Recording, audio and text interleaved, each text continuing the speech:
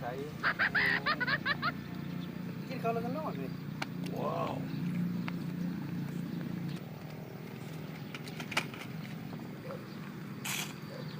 เฮ้ยบุตัวกินทิมมันนี่ฮะพิษได้เว้ยกินอะไรทิมมันนี่มึงมีปัญหามึงบักนาวรอเงินกูซื้อเองนะเว้ยโอ้หมอเนี่ย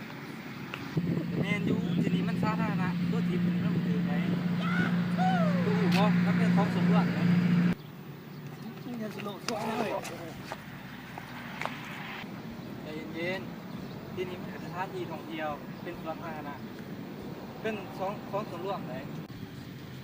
ผมเอาตัวเป็นเจ้าการในการปกปักรักษาทรัพย์สมบัติของศาลแค่บ้านแค่เมืองมาอยู่มาเบิ่งเขาจะมาแต่ยังมาอีกผมไม่กินอะไรกินแบบนี้ได้แม่ไม่ได้เสียวต่อเนี่ยผม